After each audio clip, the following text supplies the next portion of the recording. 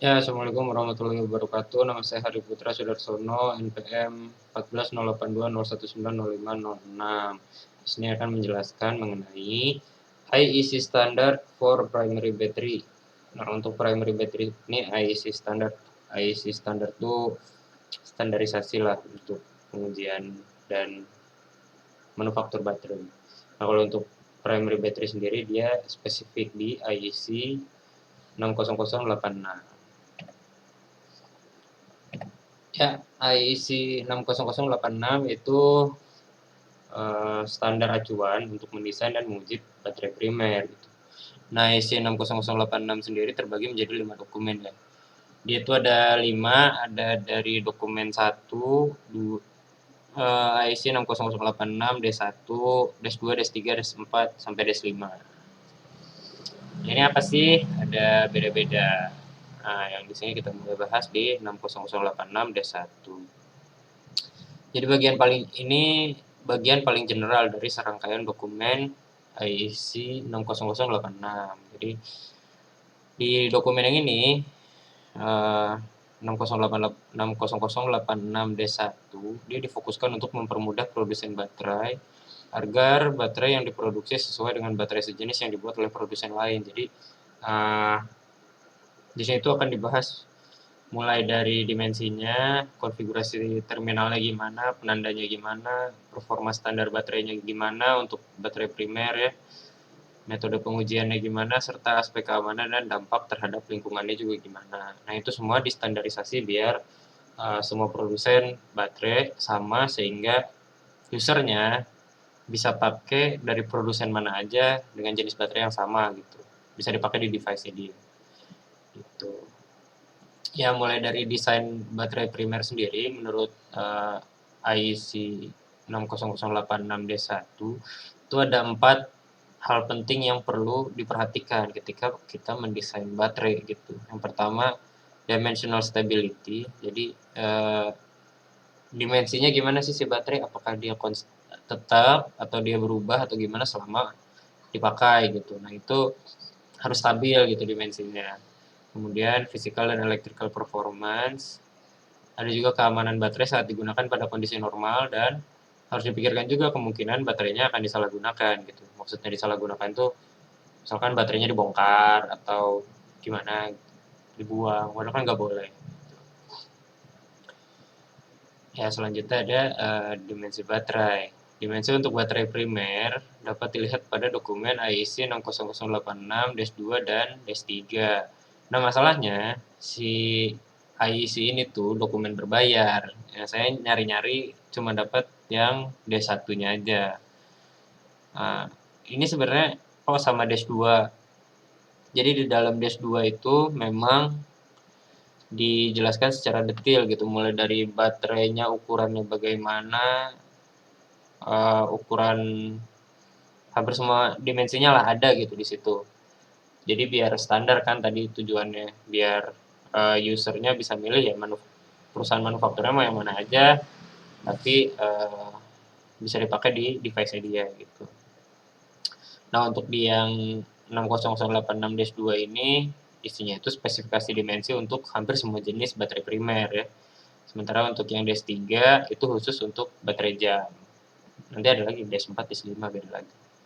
Gitu. Nah, tadi kan ada terminal. Gimana sih terminalnya? Terminalnya sendiri juga di standarisasi ya. Bentuk dari terminal pada baterai primer diharuskan dapat menjamin terjadinya kontak ketika sedang digunakan. Itu tuh ketika sedang digunakan itu lebih ke ya setiap waktu ketika sedang digunakan gitu. Jadi emang harus kontak terus gitu, nggak boleh ada copot-copot standarnya gitu. Kemudian, terminal pada baterai primer diharuskan terbuat dari bahan yang memiliki konduktivitas yang baik dan tahan terhadap korosi. Uh, ini juga penting, karena kalau misalkan korosi kan berarti nanti oksidanya yang kontak, nah dia kan nggak konduktif gitu. Kemudian ada electrochemical system. Jadi setiap sistem baterai primer yang telah terstandarisasi, terkecuali zinc, ammonium chloride, zinc chloride, dan manganese dioxide system, Telah diberikan kode tersendiri untuk setiap sistem seperti pada tabel yang ini yang udah saya buat. Jadi pada tabel 1 ini adalah sistem elektrokimia yang sudah terstandarisasi. Nah, mereka dikasih kode, misalkan untuk zinc, elektroda negatifnya, elektrolitnya amonium chloride sama elektroda positifnya oksigen. Misalkan dia kodenya A. Nah, itu dan seterusnya ini sebenarnya ada banyak, cuman gak mungkin saya tampilin di sini semua. Nanti di akhir saya kasih link ke file IEC 8006 ya. Saya lupa. 60086 D1 dan D2 gitu. Ini 3 contoh aja. Kemudian dari segi markingnya sendiri, nah, penandaannya, ini ada beberapa penandaan yang harus diperhatiin sama produsen baterai, yaitu ada tahun dan bulan atau minggu baterai diproduksinya kapan, karena kan ada kadaluarsanya. Kemudian polaritas dari terminalnya juga harus ditulis, tapi ini juga memungkinkan ya kalau misalkan baterainya terlalu kecil juga nggak bisa gitu. Kemudian ada besar tegangan baterainya harus jelas, itu harus ditulis. Ya ini trademark produsennya sama warning sign ya, peringatan-peringatannya gitu. Apakah dia nggak boleh dibuang, apa harus di recycle kayak gitu. Nggak boleh dibuka, itu harus ada semua. Kemudian dari cek performance-nya. Jadi kalau misalkan kita mau ngecek performance tuh ada beberapa yang harus dicek. Performance dari baterainya ya. Ada yang pertama kita harus ngecek performa pengosongannya gitu ya, discharge-nya. Itu ada standarisasinya lagi pada dokumen 60086-2 dan 60086-3. Kemudian cek kebocoran. Nah, kalau misalkan baterainya disimpan dalam kondisi standar ya, nggak dipakai apa-apa gitu, itu nggak boleh ada bocor gitu dari baterainya. Kemudian open circuit voltage limit. Nah, ini tegangan maksimum baterai tanpa beban tidak melebihi nilai yang tertera pada tabel 1. Jadi tadi di tabel yang ini, di sini kan ada kolom maksimum open circuit voltage, misalkan buat kode A dia maksimumnya 1,5 volt gitu. Nah, ini nggak boleh lebih dari ini. Kalau lebih dia nggak masuk standarisasi gitu. Tidak terstandarisasi. Kemudian ada service output. Nah, ini durasi pengosongan baterainya gitu. Berapa lama baterainya bisa dipakai. Nah, itu juga ada di IEC 60086-2 dan 60086-3. Nah, ini juga nggak bisa saya tampilin di sini karena memang terlalu banyak gitu. Jadi lebih baik nanti saya kasih linknya langsung. Bisa dibaca sendiri gitu. Dan dari faktor keamanannya juga. Nah, ini keamanannya seperti yang tadi sudah dibilang, kalau misalkan baterainya dipergunakan secara normal dan secara abnormal gitu. Abnormalnya gimana ya, misalkan dibongkar lah sama usernya, atau misalkan dibuang atau gimana gitu, atau tidak peruntukannya gitu. Nah, itu juga harus di cover. Nah, itu ada di dokumen DES4 dan DES5.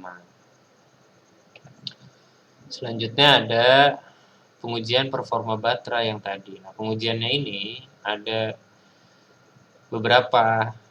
Nah, pengujian pengosongan baterai itu juga terbagi menjadi 3. Jadi ada pengujian pengaplikasian baterai. Jadi baterainya dipakai kira-kira oleh user seperti apa gitu. Apakah dipakai dicas sehari dicas oke. Dipakai sehari sekali gitu, sehari langsung habis, atau misalkan 2 hari nanti, itu ada semua detailnya gitu. Cuma kalau misalkan saya tampilin di sini juga terlalu panjang gitu, dan itu memang dokumennya yang harus ini aja, apa maksudnya lebih baik baca di dokumennya gitu, karena itu detail banget untuk setiap baterai beda-beda gitu.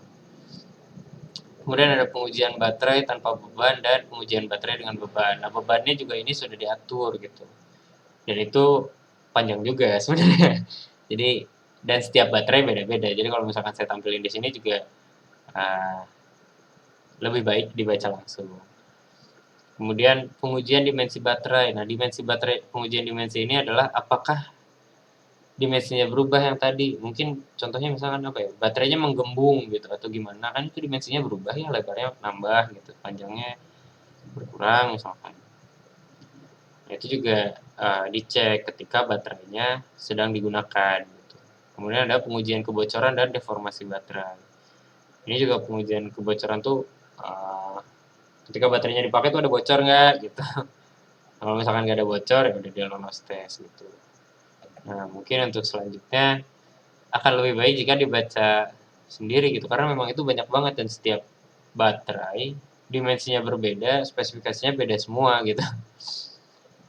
Nah cuman masalahnya di sini karena ini filenya file berbayar, jadi saya cuma nemu dua,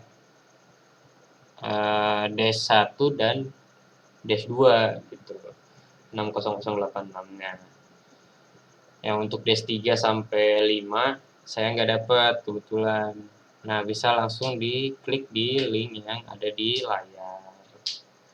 Sekian dari saya, terima kasih. Wassalamualaikum warahmatullahi wabarakatuh.